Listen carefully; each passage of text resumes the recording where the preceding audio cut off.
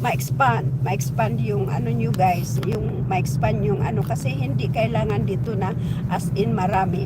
Pag dumadaan sila, pag maklik nila yung ano, yung subscribe, automatic na yun as in counted. Yung hindi ka ba kailangan magpunta sa mga kaibigan mo, oy puntahan mo ako, oh I need followers, oh I need, hindi ganon. Kaya mabilis kahit basta consistent ka lang na ano, tapos dumadaan sa wall nila, so hindi ka na kailangan mag-convince pa ng ibang ano ba yung issue, ganon. O ano sana ako ngayon guys, kaso yung question ko hindi pa na kumpleto, so prepare kayo bukas kasi may magkaroon tayo ng trivia bukas. Okay, ang paraan ko pala sa ano guys, ang minsan may ilagay ako na tanong. Okay, ito another challenge ito. May mga reels ako na ginagawa, no. Minsan sa reels ko, lagyan ko ng isang question o dalawang question doon. So mag-anuhan tayo ng ano, yung mata, yung palakasan ng mata, no.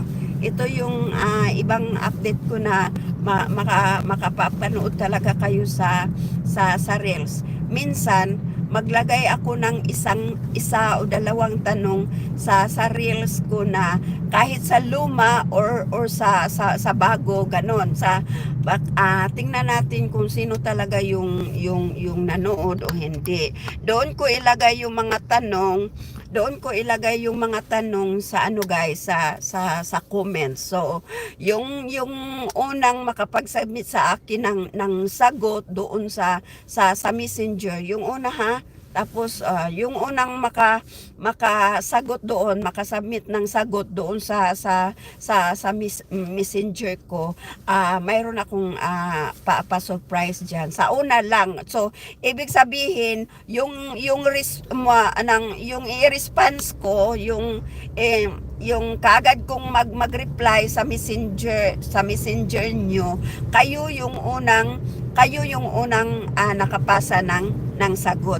Pag hindi ko kayo na-replyan sa sagot nyo doon, halimbawa doon sa isa sa mga reels ko, nagtanong ako doon na ilang anong kulay ng tubig na drinks nang ginamit ko nung nag-reels ako ng X versus I will open light tani. Yung reels ko na ex versus boyfriend, o halimbawa ng ganon, doon sa reels ng ex versus boyfriend ko, may ilagay ako doong tanong. Okay, so I don't know if I'm not decided yet. It's one question or two question. I'm gonna put it there. So kung sinong unang makasubmit ng sagot doon sa Messenger ko, bali siya yung nakagawa ng sagot. So pag mag-reply ako sa kanya na oh you got the right answer, meaning to say siya yung unang nakasagot doon. Kung hindi man ako nag-reply, meaning to say hindi ikaw yung unang nakasagot doon. Yung re-replyan ko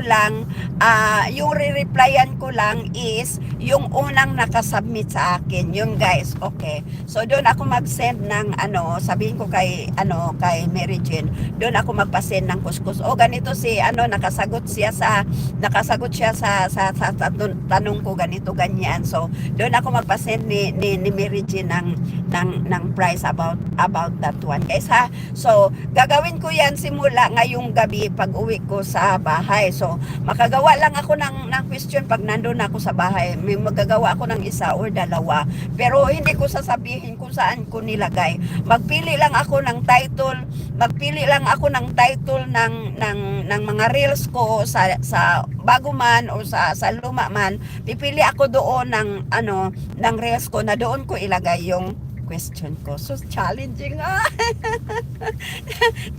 isang challenging na naman ito. I-off ko muna, guys. Tulad lang din ito sa what's that?